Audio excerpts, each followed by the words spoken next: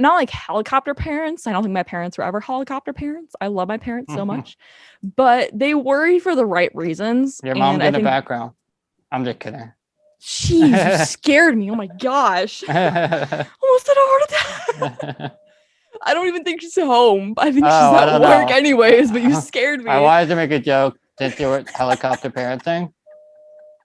That was a good one. That was great. That was great. And you'll get the video of it too. So props to you for that. That was great. My heart is still racing.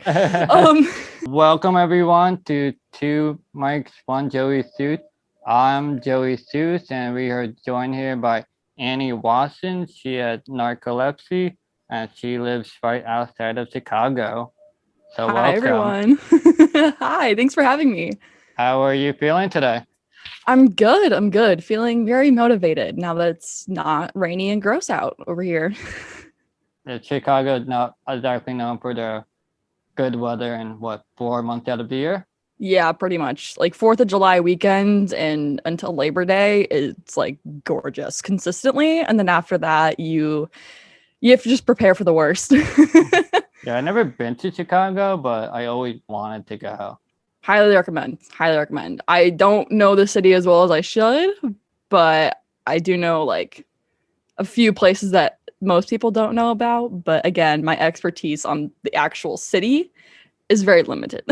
Well, the big question everyone has is who has a better pizza? Chicago.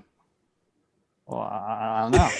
I still love New York pizza. I'm not gonna lie. I love a good New York pizza.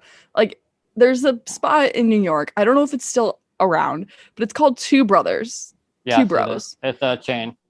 Yes, it's so good. Best New York pizza I've ever had in my recent memory. Yeah, but to me, like, I never actually had deep dish, so I'm a little biased. But like, yeah, I don't want like a tub of. It's like not a pizza, but it's like a pie almost. It's really good.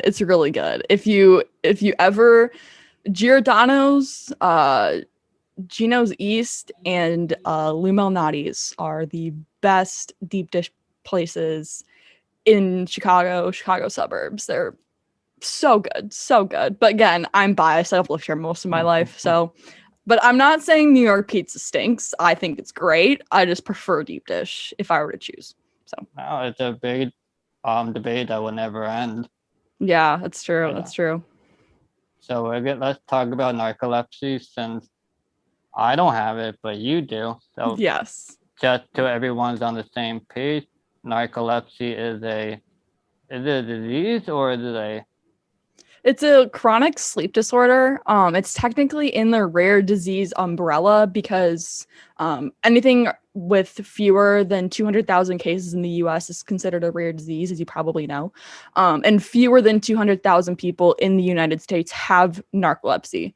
So any of the narcolepsy organizations will categorize and define narcolepsy as a chronic sleep disorder, which is correct.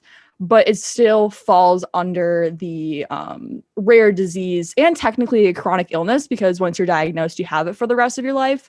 But there's no, like, from my understanding and from my experience, there's no like viral infection or anything that usually people think of with illness. So it's a chronic sleep disorder, basically. Yeah. So let's start. Like, how do you get diagnosed? Like, how is it different than just being tired all the time? So people with narcolepsy, which people with, you can either see narcoleptics or people with narcolepsy, I don't care. But you have a different sleep cycle and sleeping pattern than a normal person. And most people with narcolepsy suffer from excessive daytime sleepiness, or EDS, which I know EDS is a different rare disease too, but excessive daytime sleepiness is the main symptom of narcolepsy, like in my experience, which I'm assuming we'll get to my story later. But prior to my diagnosis, I was like, when I was 5 years old, when symptoms started coming in, I was sleeping 16 to 20 hours a day. And to put that into context, first of all, that's not normal. And I never napped as a child, like as an infant or a toddler. So it came out of the blue. But usually. So it's not something you're born with? It can be in some cases, it can be a genetic condition. There are genetic testing, but that's usually the last resort if you don't how I was diagnosed is an MRI showed that nothing like tumorous was in my brain. But I think they recognized that maybe I should do further like brain testing. So I had a multiple sleep latency test, MSLT, and then a Wait, what is polysomnography. that? It's basically an overnight. The MSLT is an overnight test, so they'll put leads and electrodes wrapped around your head. I found pictures of myself with them earlier, so I can send them to you later. Okay. And they test your sleeping patterns and your REM sleep, overnight. And then the polysomnogram is measured at the same time. It's usually a weekend thing where you go to the hospital and they measure this. And then the PSG or polysomnogram is you take naps, or the PSG is overnight. The MSLT is multiple naps during the day. So it's usually 4 or 5 naps during the day, spaced out like an hour or so apart. And it just measures how fast you're falling into REM sleep, because I fall into REM sleep right away as someone with narcolepsy, whereas you without narcolepsy would fall into REM sleep usually anywhere between like 15 to 90 minutes after you close your eyes to go to bed.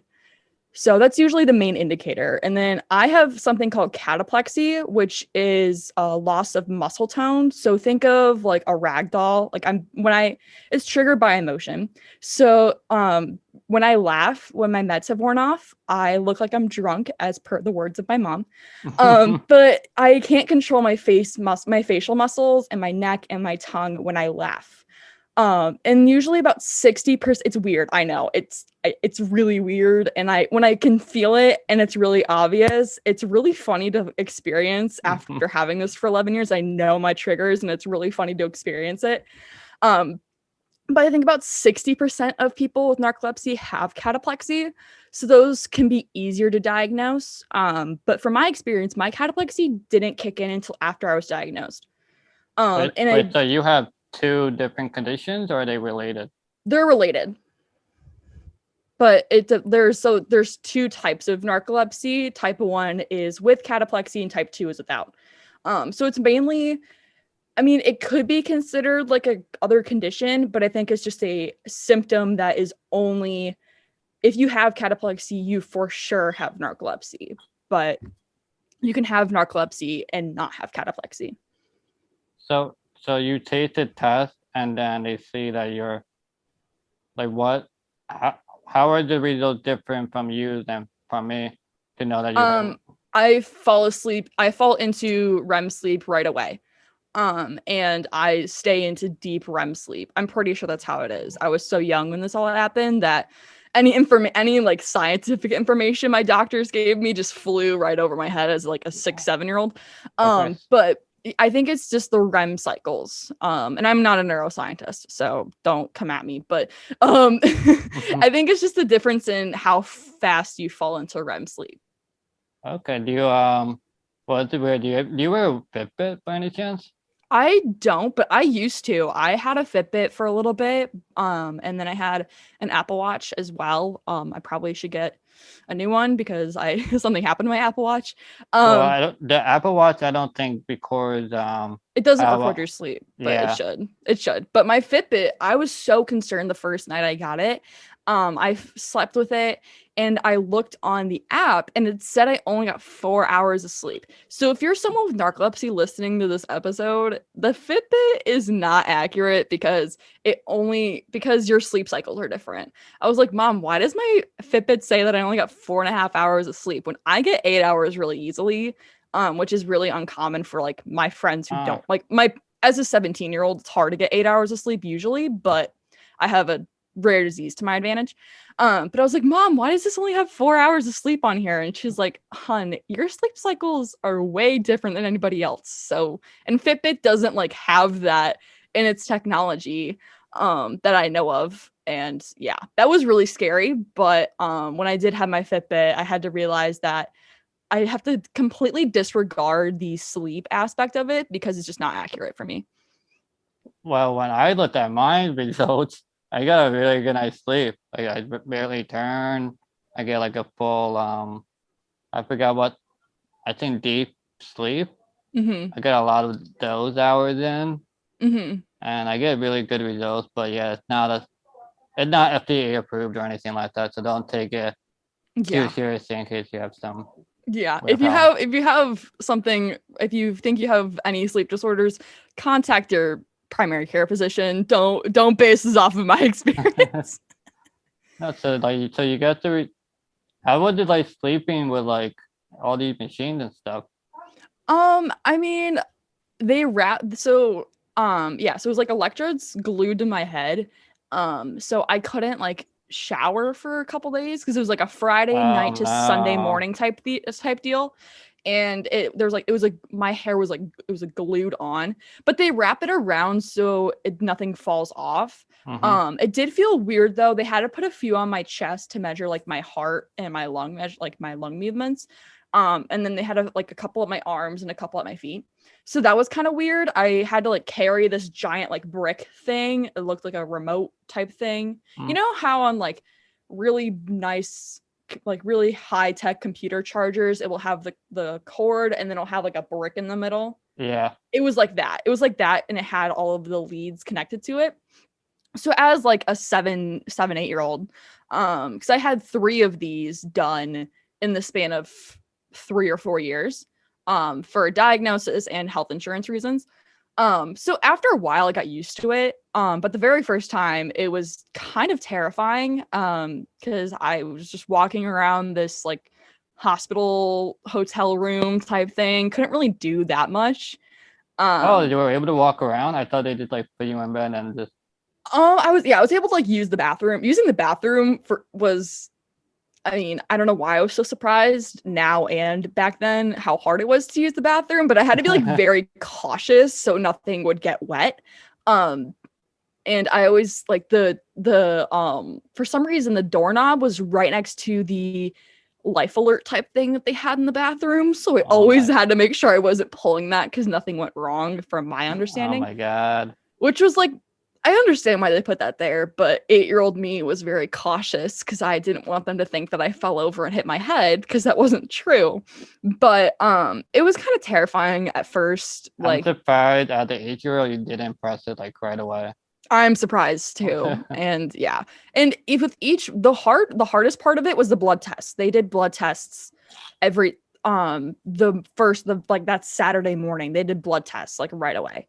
So that was terrifying. And like I had been used to it. Like I had to take blood tests up until then for a diagnosis. But what was different is there's a blood marker for narcolepsy. There's a genetic marker and a blood marker. I don't think they're the same thing.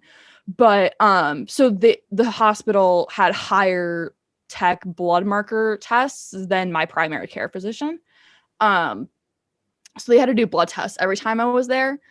That was honestly the hardest part was the blood tests because they do like they wrap the like athletic band thingy Yeah. really tight around. I hated that. I hated it.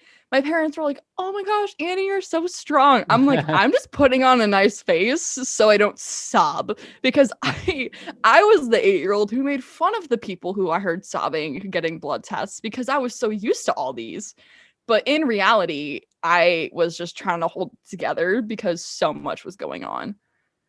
But so are you able to be diagnosed within a weekend? Because you keep saying that you got a bunch of blood tests and you were I dying. had blood tests like months prior to my diagnosis. If you want me to share my diagnosis story, I will. If that's a question for later, I'll Yeah, save it. because you mentioned that you started sleeping a lot when you were 4, and then now you're 8 years old and you're getting all the tests. So what happened between the age of 4 and 8? Yeah, here. So I start having symptoms right after I turned 5. It was like, according to my parents, it was around Martin Luther King Day weekend. We always had the day off because it's a national holiday. I took a really long nap that day, which apparently was very alarming because I didn't nap as a toddler. I was the one that stayed awake in car rides, and my siblings would be passed out, Oh no. which is ironic looking back. Your parents must have But hated you. yeah. But my parents were like, we'll see if anything gets worse, because again, it was kind of alarming. And I don't know how it is elsewhere, but from my grade school, my private grade school, when I was in kindergarten, they had nap time. I pray that that's still an option today for kindergartners, because I wish I had it now as a senior in high school. But we had nap time, and right after that, like Martin Luther King Day weekend and like January, February, March, I slept past the 20 minutes, to the point where like at first my teacher would would tap me to wake me up, and then it came to a point where my mom was like, just let her sleep and we'll see if anything happens. Because if if she had if she was constantly waking me up and my mom didn't say anything, or like she hadn't let me sleep, we wouldn't know what was wrong. There were 2 instances where there were fire drills at my school. No fire, just a fire drill. And I slept through them. And Really? God bless my kindergarten teacher, because she had to carry me she had to carry me over her shoulder like a potato sack. Wait, you didn't wake up at all? No, those things are loud. I did not wake up at all. Well, I mean, it's different. I'm actually deaf, so I wear hearing aids. Okay. And when I was in college, freshman year, we had like 20 different alarms. Everyone kept burning the popcorn every single weekend. Like one time we had it like 3 times in one night, and I slept through all of them. Oh no. So they were like a real fire, you know. I'm still sleeping. I don't know if you, from the times you didn't sleep through the fire drills, you probably understand like those fire alarms are loud. No, they're loud. I'm just surprised I just slept through all of them. Yeah, I slept through a false fire alarm one night at my house too, from our security system. Well, the thing is at college is that I lived on the 1st floor, so I kind of got lucky. If you're caught in the room, like just because you don't want to leave the house, the fireman will come and just throw you out. Yeah, I mean, so again, it was a false alarm. I'm surprised that they didn't like come and grab me out.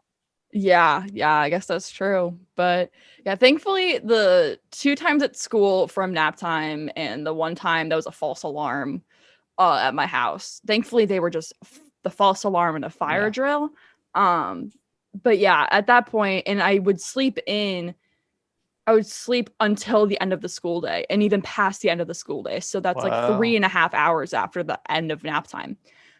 So it came to the point where my mom was like, okay, we need to get this figured out, because this is really odd. Like Annie's was not a sleepy kid. Like, again, I was still a kid, but I wasn't a sleepy baby. Like what's going on? So well, before you continue your story, what happened if I did like throw water on you? I've never had that happen to me before. Okay, that's how my friends wake me up. Like, I'm a heavy sleeper. And they'll just throw water on me and I just wake up. I've never had that happen to me before. And we might have discovered a cure to narcolepsy now. How I will able to last at like sleepovers now. Like I don't know how I last. Talk to your mom, just have her like throw water on you and see if you wake up. Yeah. Maybe it happened when I was at the very beginning and I don't remember. But I don't think I've had people throw water at me, which shocks me, because that's like a stereotypical wake this person up type thing. Yeah. But yeah, never had that happen to me before. I mean, but I needed to wake you up, and you're not like, it's easy when you're like a child, but like if you're a grown adult and I need to drag you out of the house, I can't. So I'd rather just throw water at you. And yeah, I guess that's true. But yeah, I hate to say it, but I've never had that happen to me before, so I apologize. I can't answer your question. Maybe you might have discovered a cure to narcolepsy now. Yeah, maybe that and caffeine. You gotta keep me posted. I will. But yeah, so we went to my primary care physician. I no longer see this pediatrician because that's later in the story. But I tested negative for mono. I tested negative for strep. I tested negative for the flu. I didn't have a fever. I tested negative through blood tests like a couple months later. I tested negative for leukemia, any other cancers. Yeah, I tested negative for literally anything that sleepiness would qualify under, except for narcolepsy. But my doctor's office didn't have that. Yeah, of course. They didn't have those resources. And so it's doctor visit after doctor visit. I would fall asleep eating meals. I bet there's photos on the giant desktop downstairs of me passed out in a bowl of mac and cheese. At that point, like, kindergarten turns into first grade, and I still sleeping 16 to 20 hours a day. Sleeping through homework worksheets, that whatever homework you can do as a first grader. Wait, did you ever sleep on purpose? Not that there was a fine line, there was a blurred line between purpose and I couldn't help it. So I would my naps, like I would come home after school, fall asleep in my bed, and that would just turn into me like turning in for sleeping for the night. Like I would just sleep so much that me coming home at like 4:00 from school and having the urge to pass out on my bed because I couldn't help but fall asleep would just turn into, I would eventually wake up and have a dinner. I would fall asleep eating dinner, and then I would somehow drag myself upstairs and then pass out for the night. So it was a very blurred line, to answer your question. But yeah, at that point, like I was sleeping through homework, like again, whatever homework you can do as a first grader, sleeping through meals, sleeping on the 5-minute car ride to my grade school. And then both my mom and my sister had their tonsils removed. So we thought, hey, maybe my tonsils my tonsils have probably grown a lot since then. We had an x-ray ordered, and my tonsils were gigantic. So about October of 2010, this is about 9 months after my symptoms have set in, I had my tonsils and my adenoids removed. And post-op recovery, like a week later, I went back to school. Still the same symptoms. Still sleeping 16 to 20 hours a day. No clue what's going on. Wasn't getting sick, wasn't getting a fever. So it's not like I was still sleeping and then I came up with mono again. Like I never got mono, never got strep. And then at that point, my pediatrician told my mom and I were very helpless at this point. 9 months of doctor's visits and not knowing what's going on with your 6-year-old who's sleeping is terrifying. Like, I don't know how my mom went through it.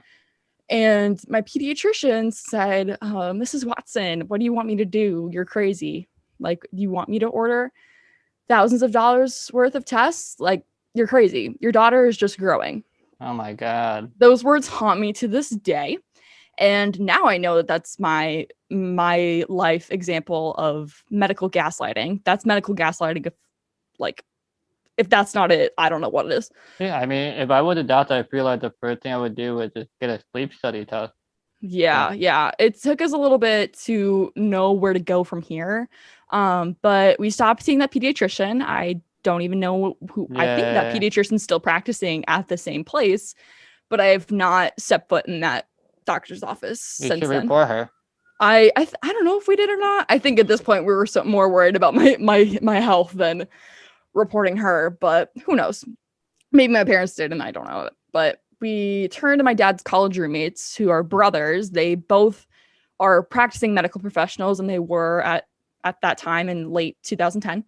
And they guided us in the direction of narcolepsy. And if you don't know much about the Chicago medical atmosphere, we're very well known for sleep medicine, which I consider myself very lucky to live in the Chicago area, because the wealth of resources that we have, I would not be here today without University of Chicago. I'm just going to plug them, but that's amazing. They are the reason why I have been quote unquote status quo with my narcolepsy for as long as I have.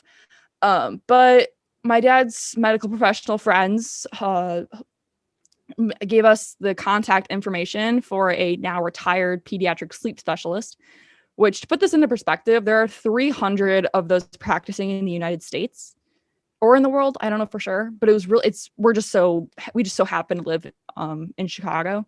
And I had a sleep study ordered and an MRI ordered, nothing tumorous or cancerous, which thank God, because I don't know what we would have done from there. had blood test ordered with my sleep study with the MSLT and the PSG. And my mom got a call on Palm Sunday of 2011. I think it was April 14th, 2011. Okay. And they said, your daughter Anne has narcolepsy. So we went from there. But yeah, sorry if it was being confusing earlier prior to telling my story. But yes, that's the symptoms to diagnosis. But yeah. So you were diagnosed kind of just in a weekend? It took about a year and a half. So now that you're diagnosed, like what changed for you then? I mean, the short answer is my whole life, but it's hard to navigate. It's hard to imagine how 6-year-old me felt because like I still grapple with my diagnosis to this day and I'm 17. But how did your parents, like, did they just tell you like, oh, you just be sleeping a lot, or did they have like an adult conversation with you? They told me it was at one of my brother's lacrosse games and my mom said thank you for letting us know, we'll schedule an appointment, hung up the phone, and I'm pretty sure she told me right then and there that I had it. I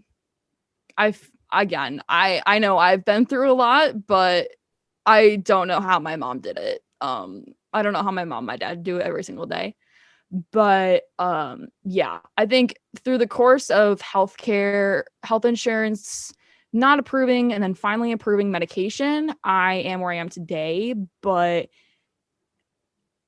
this sounds weird, but I do feel some sort of jealousy for my other narcolepsy friends because like childhood narcolepsy, like I had to take another sleep study to prove that to health insurance that childhood narcolepsy was real so they could cover my medication, which is sad to say. That's terrible. It's terrible. Like there was at that point H1N1 shots were causing childhood narcolepsy abroad. So I don't know how they could ignore that. Like it was like a global news story. Wait, narcolepsy is always a childhood to adulthood, or are there people that got it later in life? I am the only person that I like am in close contact with of my narcolepsy friends that was diagnosed as young as I was. My other narcolepsy friends and people I've interviewed who have narcolepsy, they were diagnosed from usually, I think one of my close friends, he lives in Florida. He was diagnosed going into high school, and then usually it's high school to like young adulthood. It's usually like 13 to 24, 25 is like the average age. Is there a reason because you say you had a long journey getting diagnosed? Is it difficult for everybody else too? Yeah. Usually sadly, I think it depends on where you live. Because I know someone who lives in Brooklyn, I think, and she couldn't even get a diagnosis from like I think it was Johns Hopkins, maybe. They didn't even know what was going on, and she WebMD'd her symptoms and the doctor was able to confirm it with tests. Wow. But yeah, which at that point that's really sad. But yeah, I think for the most part, it's been equally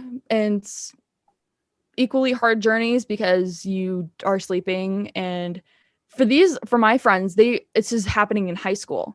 I can't imagine how it could happen in high school, but also I had to go through middle school, which so awkward. I had to go through the awkward middle school stages and puberty and going into high school with it, like knowing I had it.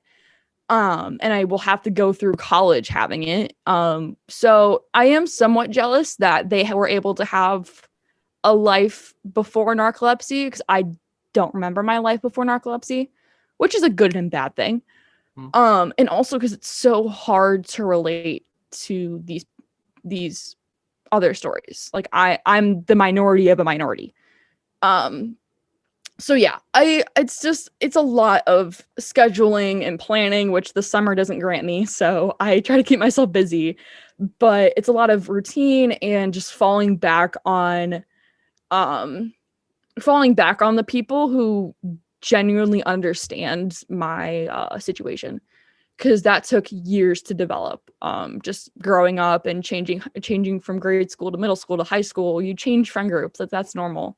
It's really hard to change friend groups when you have something like narcolepsy like carry with you. I'm sure you understand.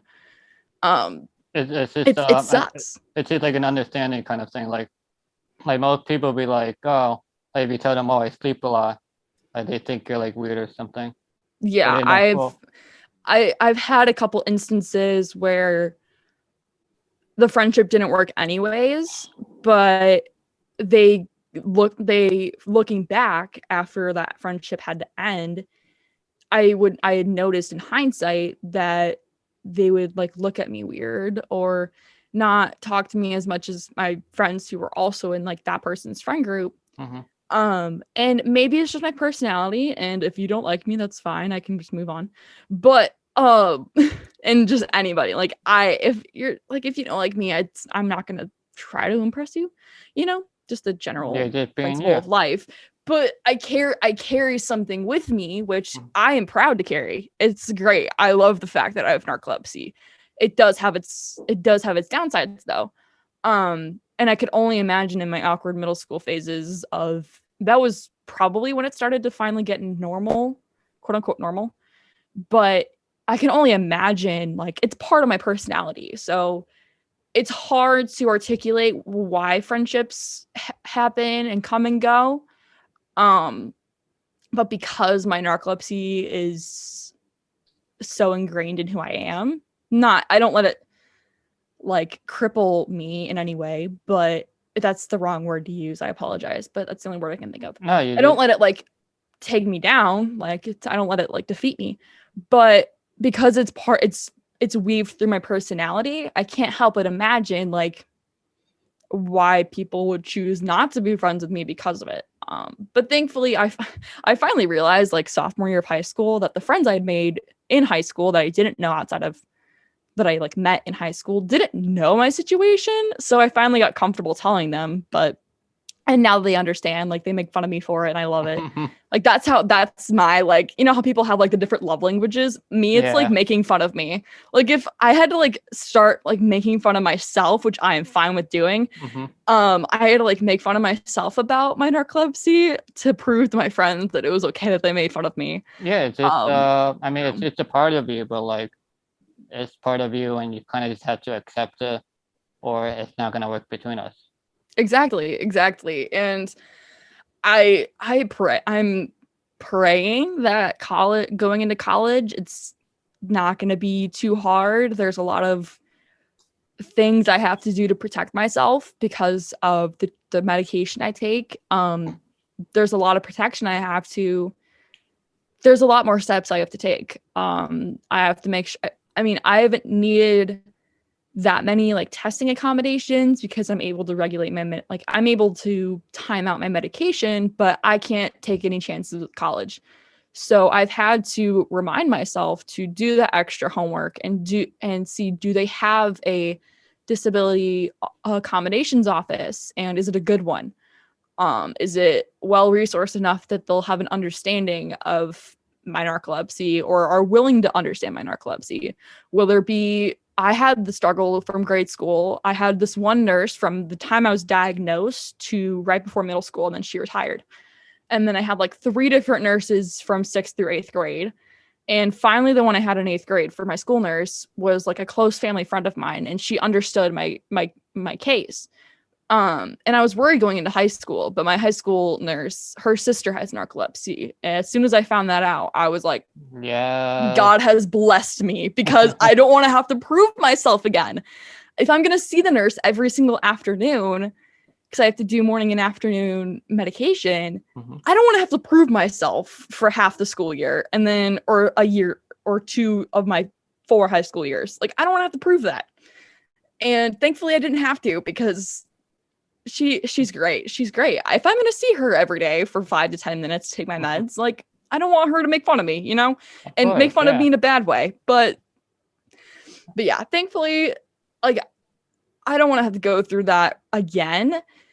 So, I mean, it's not sad, but it's my college search experience is a lot more intimidating because I have to figure out again if they have a disability accommodations office, if there's like a professor, like the professor like a rating website. I don't know what it's called. Rate My Professor. Yes. I need to look into that now that I'm like, it's so helpful. I need to look into that to see if they're like a understanding of situations. Because if they're not, then like I don't want to have to transfer. But No, and get them a good ratings. It's survivable for the college. Yeah, I'm gonna have to look into that now that I'm talking about it. I haven't yet, but I have time.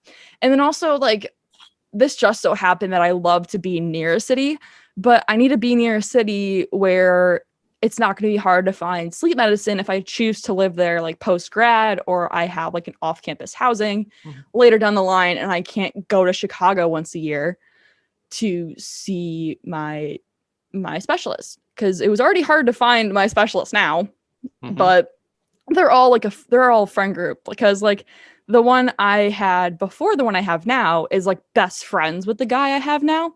So it was pretty easy to get to him, but it only took, he's the guy I visit now is my fourth sleep specialist in 11 years. Okay. So that number is only gonna increase. So yeah, I have two things. So if you are hanging out with a bunch of narcoleptic people, do you all just like sleep together, I guess?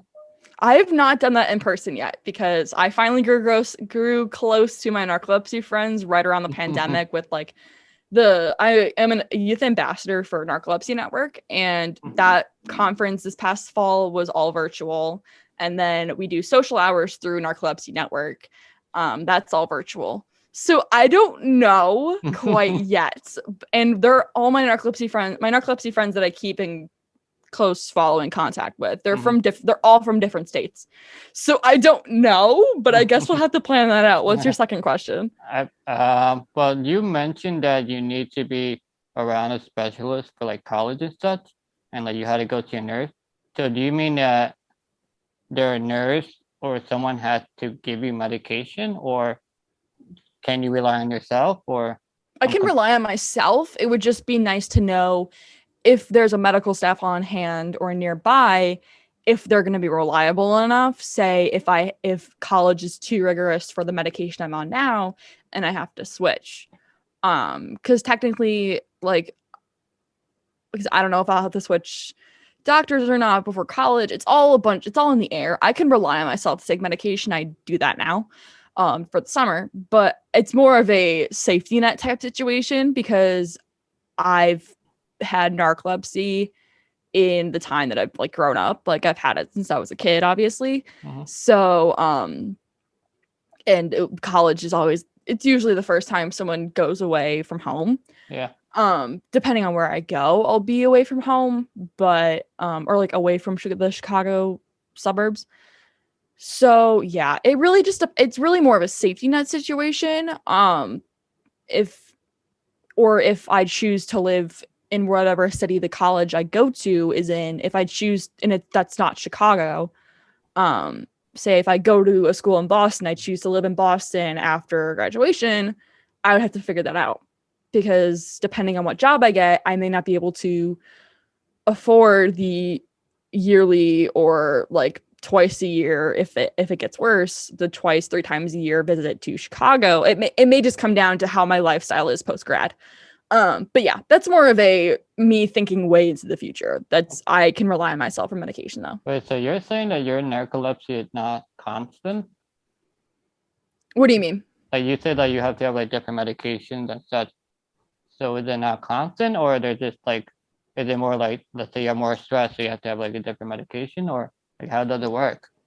I take 2 different medications now at the same time. They tackle different things though, and I'm at the maximum dose for each one. One of them is if I up the dose for one of my stimulants, I have to prove I have ADHD, which I don't.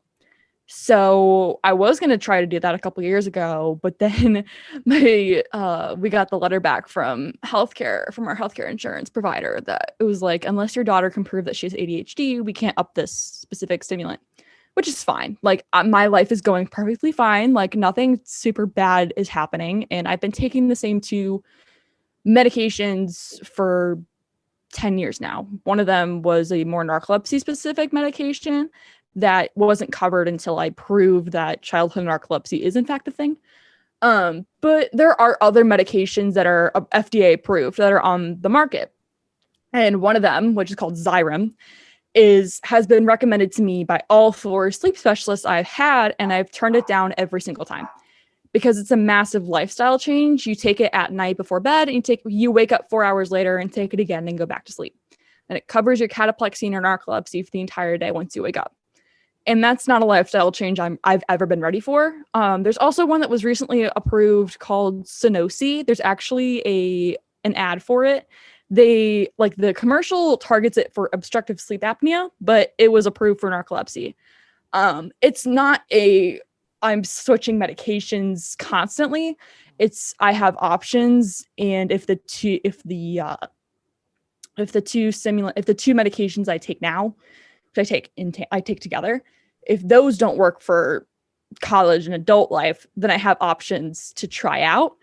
But yeah, I take the same 2 medications twice a day, together. But I have other medications the narcolepsy community has other medications,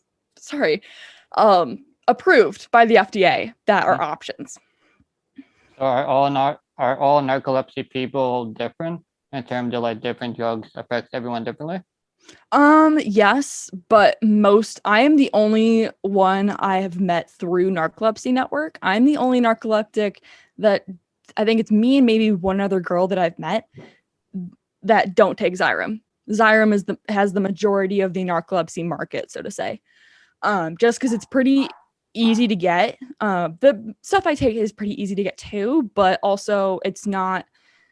There are like things I'll have to worry about with making sure no one takes it, like from my possession once I get to college. You know, you follow my drift. I won't say it on the podcast, but you catch my drift. But Xyrem takes up a majority of like the drug of like whatever drug prescription that narcoleptics take. It really just depends on the person, but most people take Xyrem. But okay, I've never tried it. Yeah, so you mentioned that like so before you were diagnosed, you would sleep like 15 to 20 hours a day. So now that you're on 2 medications, like what does your day look like in terms of like sleepiness, in terms of like waking up in the morning and like going to bed? I don't sleep in. You'd think I would because I can't help but fall asleep. I mean, but honestly, I have no idea like how like your sleeping pattern at all. So this is it's different with the summer. The summer's anomaly. Like I usually wake up early anyways, but from the summer it can range from like 6:30 a.m. to like 8 a.m. 8 a.m. sleeping in for me, which my friends, my really close friends, and they don't have narcolepsy. They make fun of me for it because usually for a typical non-narcoleptic 17-year-old sleeps until noon and stays up till 2 a.m. in the summer, you know. The stereotypical teenage awful sleep schedule. You have those awkward moments where you're just up and everyone's sleeping. And you have no idea what to do. Yeah. During the summer, I'll like text my friends or Snapchat my friends, and I know that they're not going to respond for like 4 hours. But yeah, during the school year, I usually wake up early. School starts at 7:45 where I go and ends at 3. Usually I'll have a study hall built in. My counselors have been really great about my schedule and they adjust it if I need any. I usually do all my harder classes in the morning because I am more productive in the morning. Once I am in the afternoon, I'm still somewhat productive, but I, like most people who have like a typical 9-to-5 job, once you get to around 4 or 5 o'clock, your brain is just kind of done. So I try to utilize study halls if I have them for the school year to my advantage. Or I'll take a nap in the nurse's office, which is great. I've only had to do it a couple times, but it's nice that, again, my school nurse has connections with the narcoleptic. So she's very understanding. But like you mentioned earlier that it's difficult to wake you up. So are you able to wake up normally now since with the medication? Pretty much, yeah. Situations where situations where it's more difficult to wake me up on like purpose is if I am on a power nap. It's really, I should be scheduling naps more often because I have a bunch of time with summer, but naps are kind of a game changer for me. But if I most of the time I'll like pass out on the couch in my family room or sleep up in my bed for like however long. But there were times when I tried to take a 20 to 30 minute power nap. And at that time, I was using this app called Alarmy, which you have to do like a math problem in order to turn the alarm off. And I slept through it to the point where it was so loud. My sister tried to unlock it, couldn't do it. And my mom had to come in and delete the app off my phone. This was like probably 2 years ago. God. She had to delete the app off of my phone so the alarm would just shut up. But it's not that bad anymore. It mainly if I pass out in the car and we are making a stop, or if I take a power nap and I'm just deep into REM sleep and we have to like go out to dinner or something, then it's harder to wake me up. Also, I still need to realize this, but if I'm like taking a nap or I fall asleep on the couch or I fall asleep in the car and I wake up either naturally or someone wakes me up,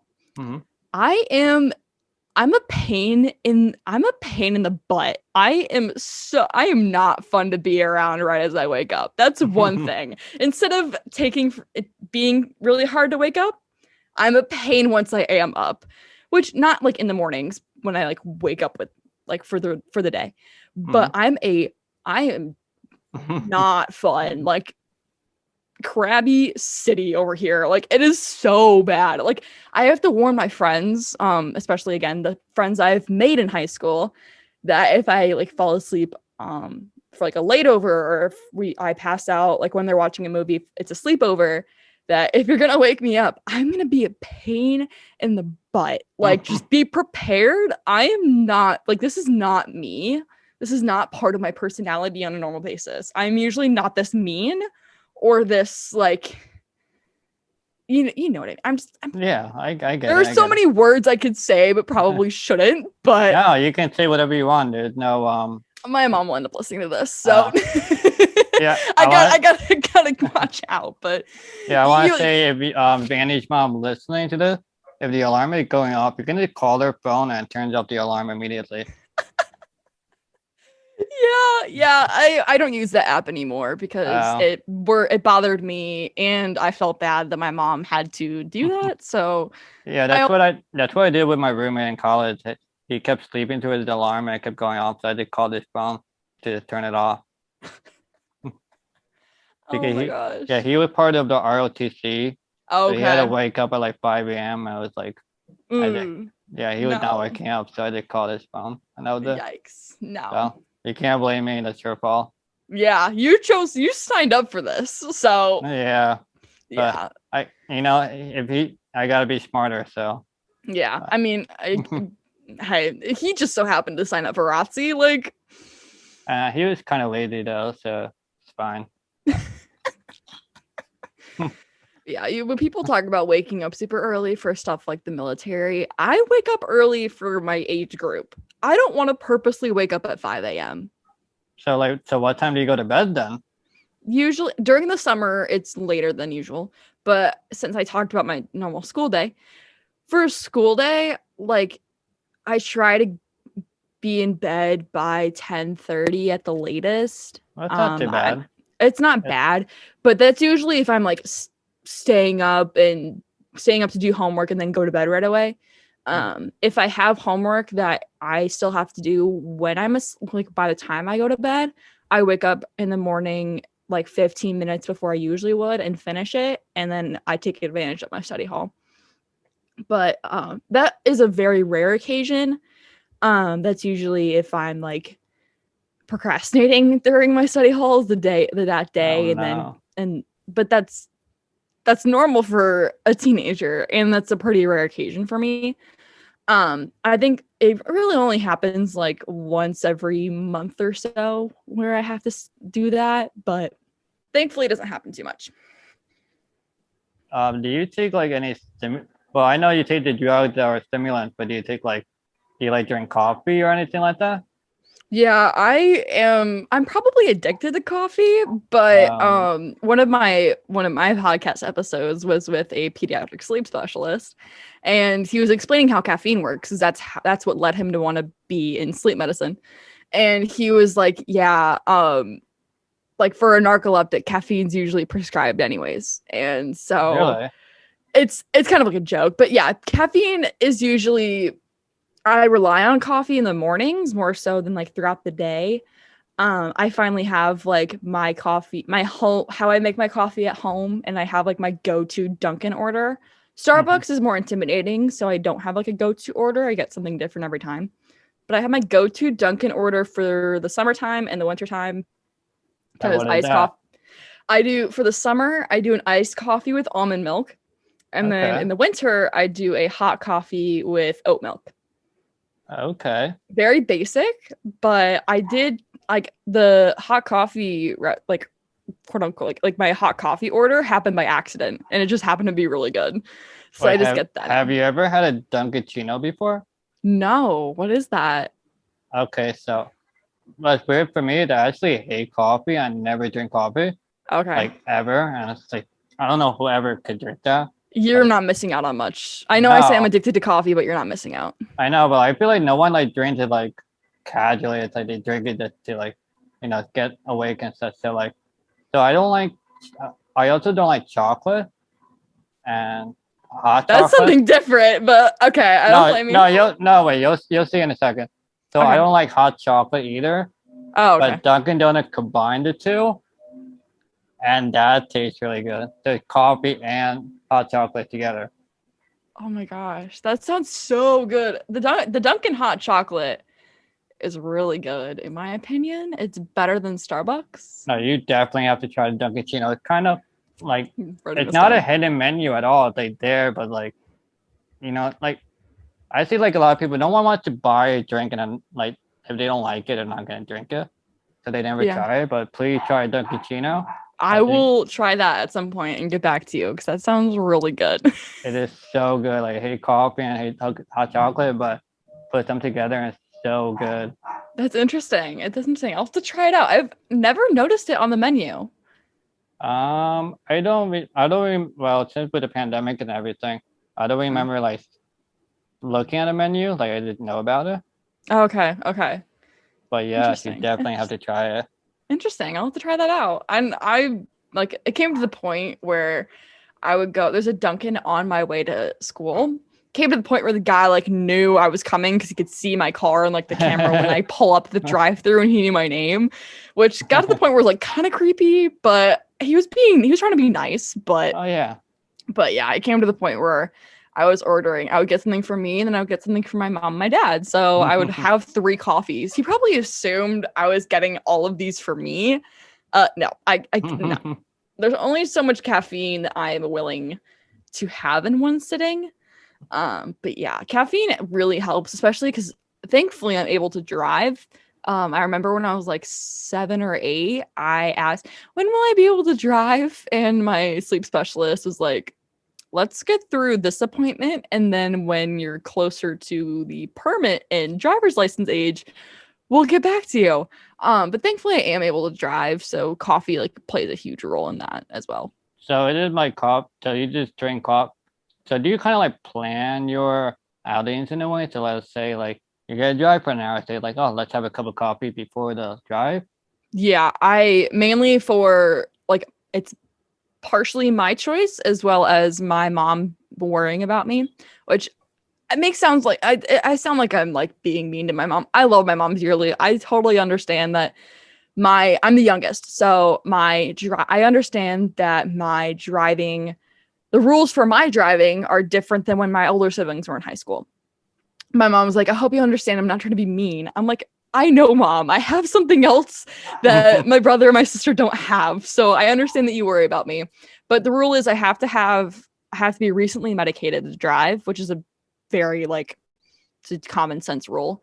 And then usually if like in the afternoon, if I usually plan my outings and hanging out with friends around my medication. Like if I know I'm gonna drive to a friend's house and my friend lives like one of my friends lives like 30 minutes away from my house. My mom didn't love it at first, but she finally like let me drive to her house. And when she knew it was gonna be like a later night event, my mom was like, just come home by curfew. And I was like, I took my meds later today anyways, because I think that day during the summer, there are days where I won't take my morning medications until like 10 o'clock. And then my second dose will have to be at like 3 p.m. or 4 p.m.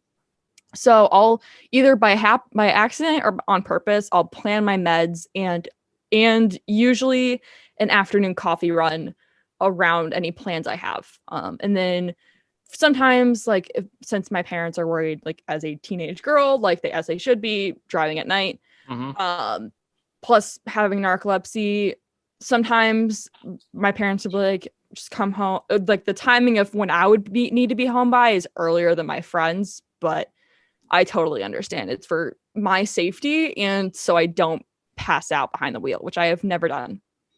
So. But okay, so you mentioned that you take medication twice a day. Yes. So you don't like when anyone say they take it twice a day, I just assume, they take it, when they wake up and then like go to bed. So you take it the morning and then like an afternoon one? Yes. Usually one dose will usually last me about 6 or 7 hours. 5, 6, 7 hours is like really good day for me, but usually 5, 6, 7 hours is how long my dose will last me.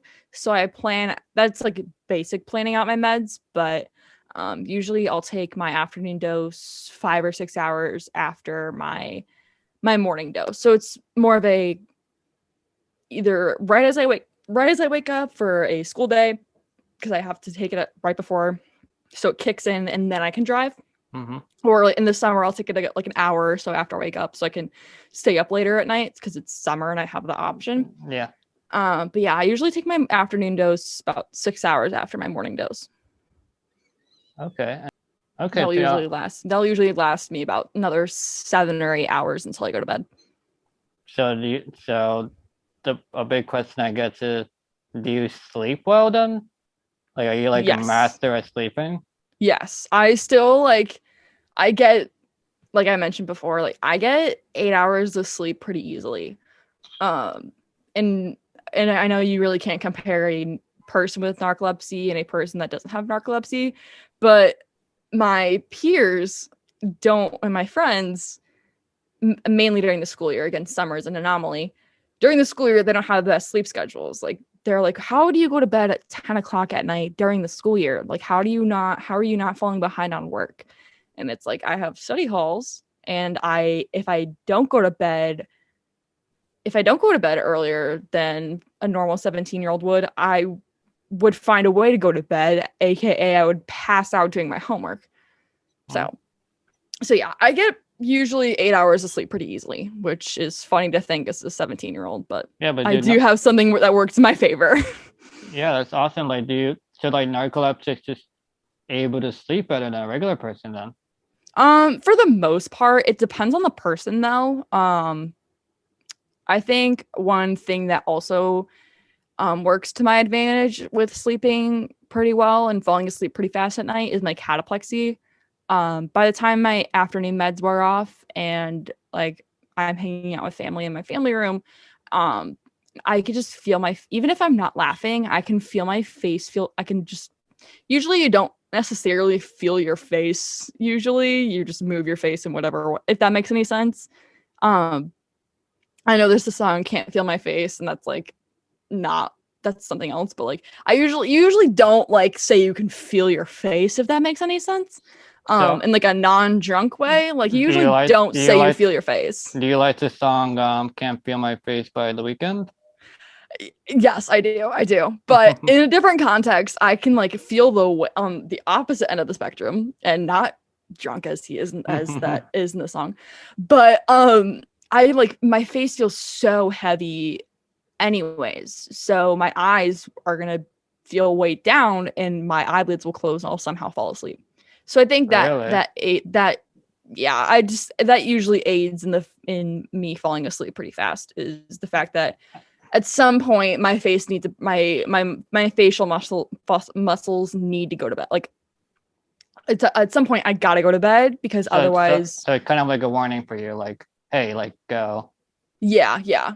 Warning for me at night to just go upstairs and go to bed, or in like the afternoon, like, hey, maybe you should take your meds. Could yeah. you go to sleep on your meds? Like you mentioned earlier that you are on the maximum dosage for the day. So I'm guessing you can't take a third dose during the day, right? What do you mean? Like, let's say you need to stay up late for something.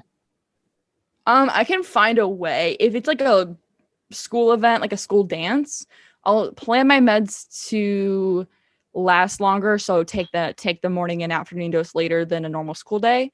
And then I'll always like have an extra dose on hand. If I feel like I'm gonna pass out or fall asleep. Usually like those instances are rare. I don't have my school doesn't host dances that often, so sometimes I can weave away around my meds and how many doses I have. Not that I'll ever overdose. I have never overdosed my medication. But yeah, and also because it's easier to manipulate my meds, because my chemical reaction in my body is going to be different than if you take my medication. Especially the one where I had to get tested for ADHD to up my dose, you would probably pass out if you took that the medication. You would probably pass out. I need it to stay awake. Really? Yeah. What? I think that's how it works. Yeah, it would work. It would help you like energize a little bit, and then after it a little bit, it would wear off and you would feel sleepy. But because people with narcolepsy lack a certain what's it called? Neurotransmitter called hypocretin, which regulates your sleep and wake cycles. And that stimulant and the other medication I take along with it targets that. So my reaction to my medication is drastically different than if you took it. That's so interesting. I know, it's really weird. Another reason why like people can't get into my stuff once I go to college. So are you like worried about college because like so it seems like now you have a pretty constant schedule. Like you wake up at the same time, you go to bed at the same time, but like college is different because I'm 20 years old, so I've been through it. And like there've been some, especially like during finals, like you're up really late. It's like one time, like I had to write a 50-page essay, and I did not like like the smart people, they would like divide it up in like times and like a smart person would, but like I did not want to do it, so I just so what I did is like the day before I had to submit it, I just stayed up all night and wrote the whole thing. Dang, that's impressive. Yeah, I started like at 8 p.m. and then like I did like stayed up to like 11 a.m. the next day. Did writing it. Gosh. But it's like once you like I needed like a lot of resources, and you kind of get in that mode of like where everything is. So like I didn't want to like take the time to learn it all again. Yeah. So I did everything in one shot. Okay. And so like I got an A on it, which is amazing. Dang, that's also impressive. Go you. Yeah, so I was like I didn't want to do it, but like there have been like times in finals where like I have to stay up at night to study and whatever. So like, are you worried about that in your life because your schedule will not be as consistent as it is now? Yeah, that's another thing, is like, how do I schedule my dosage? And I'm scared that like this is worrying too much about the future and not focusing on how I'm doing now. And that's just me being a teenage girl and worrying about the future. But I'm worried that what if my medication that I'm on now isn't going to be enough to last me through any like late nights or all-nighters I may have to pull. That's another thing I'm worried about. But yeah, I'm worried more so about making sure making sure my medicine bottles don't leave my possession. Mm-hmm. That, and that I have a roommate that understands my situation and knows that, hey, like, I'm gonna need this to be protected at all times. Mm-hmm. Because college kids are college kids. They're college kids can be stupid and they like to party, and I have to be careful in those situations. If I see you with a lily bag, I'll connect the dots. But yeah, like, that's my main concern for, again, like, also with like accommodations office. But again, that's I haven't needed accommodations yet. That may change going into college, but that, and making sure my meds don't leave my person. And also because of the medications, because this is just a general rule of thumb, you never want to take stimulants and depressants at the same time. I take stimulants to keep myself awake, and alcohol is a depressant. So with that common logic, I will never be able to have large amounts of alcohol ever in my life. I don't think I'm missing out on much. That's at least what my siblings say. But yeah, like, alcohol will probably never, and obviously I wouldn't ever do other drugs. Like, no, I want to keep my body safe in general. Yeah. That's a no-brainer, either with or without narcolepsy. That I can't do. Never really had FOMO about that. That's fine. I'm fine with not having to. That's fine. The alcohol thing is going to be, again, it's going to be more of a, do I have a friend group in college, or do I have friends in college that are going to be understanding and protective of my situation? Because people do crazy things. Mm-hmm. And you hear all those crazy stories about alcohol at college. Like, you've been through college, you understand. Like, not that I understand, I don't, but that's another thing, is I have to navigate that in a safe way, and as in a general sense, as a young woman, like, I need to make sure that my safety is at top priority in those situations.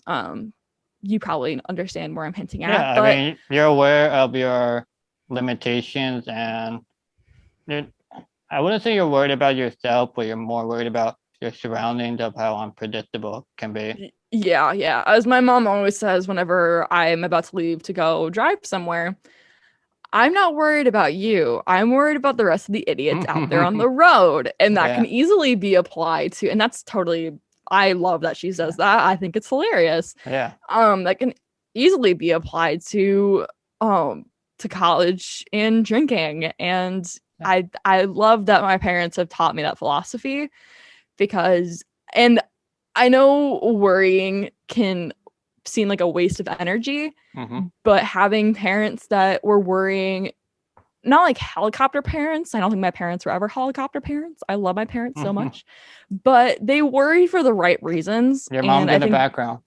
I'm just kidding. Jeez, you scared me. Oh my gosh. Almost had a heart attack. I don't even think she's home. I think she's at work anyways, but you scared me. I wanted to make a joke since you were helicopter parenting. That was a good one. That was great. That was great. And you'll get the video of it too. So props to you for that. That was great. My heart is still racing. Sorry, I'm still recovering from that. That should not have been as scary as it was. Like, I know, it's like you saw a ghost or something. Yeah, I dimmed these background lights, so I was even more worried that somebody like came in and I didn't hear. But yes, thank you for that. I enjoyed that very much. But yeah, I think their healthy amount of worrying, again, any parent worries about their child, but I think also being alongside my parents with my diagnostic journey and them learning just as much as I am about narcolepsy as a kid and as an adolescent, as a teenager, I think that has taught me that worrying about my surroundings is not a bad thing, and I shouldn't have to apologize for it. But yeah, it's more that college is just going to be a whole other ball game, and I love to hear my siblings' college stories. I do, because I'm happy to see that they're happy in college. But I also worry that those experience, like, just I worry that my college experience is going to be different, and it will be, but I don't want my narcolepsy to be too much of a limitation. But again, well, I still have to go through my entire senior year of high school, so I have time to worry about this later. But it's still on my mind as I'm doing like college apps and stuff. Yeah, because well, I mean, I think it's easier for female women versus male, because women are usually in packs, and you know, like if one has to go, you know, another one goes with them. Like if you go to the bathroom, you know. Yep. Yeah. Oh, yeah, and then it's like, let's say you go home with a guy, you know, like you tell your girlfriends, you know, like everyone's like a team, but when you're a guy, everyone kind of just scatters, and it's like every man for themselves. Yeah. And like I get that part, that's fine. But like in my case, I needed someone to had to know like what I am, like what my limitations are, and has to be with me, because in my case, people, especially with like a high stress situation, people won't listen to me at all. Like even if I say the exact same thing, they'll listen to a person that's like physically looking normal. So I just need that person next to me to be like, look out for me, like drop everything to like help me out. And like I had like one or two kind of friendships, but like I didn't go out often just for my safety. I needed to know that someone was out there looking out for me, like really looking out for me. Not like, hey, I got you, and then like I've been in a situation where like, hey, they got you, I got you, but then they just like vanish, and I had to be on my own, and that's scary in itself. Yeah. That's like you said, the nature of teenage girls and women is that you're the stereotype. People are always, guys are always like, why do girls go to the bathroom in giant packs? And it's because we don't want to be alone out in the crowd. I mean, I wish it would apply to males too. I don't want to be alone when I go to the bathroom. Yeah, like we go, even like most of the time, the people who join in don't even need to go to the bathroom. It's just because we don't want to be left alone in awkward situations. I know, but it's also like a regroup, like a timeout. Exactly. It's a regroup. It's like something awkward happens, and I'm like, okay. Honestly, sometimes if I'm like, hey, I need to go to the bathroom. Sometimes when like those like larger group situations, which aren't as prevalent now with COVID, but like with school dances and stuff, be like, I'm gonna go be right back. And then my friends will just follow me because they know that, like, I don't know. It's an instinct. You don't even need to have a reason. Awesome. It's like awesome. Like I wish male would do it. But no, like you have your own like macho and like come on. Yeah. I find, I like it. I like how they're like, you don't even need to have a reason to leave the situation. Everybody will just like follow you. It's great. It probably sounds weird when I'm saying this on an audio podcast, but like any girl that's listening understands. Like it's a common female experience that never goes away. No, it's awesome. Like I really wish males would do it and be like more normal. Like, you know, like if a guy comes up, no one comes, and it's like, you don't want to be the weird one to ask them, like, hey, come with me. Yeah. I find it interesting that it's like different across like gender barriers, but interesting. It's BS. Yeah, it kind of is. Yeah, it is. Okay, so I think that's gonna be the end to this podcast. Okay. So I want to thank everyone for listening and watching. This is two Mics, one JoeySooch. I'm JoeySooch. What? You gotta say Oh, I'm Annie Watson. And thank you for listening, and I'll catch you next time. Bye bye.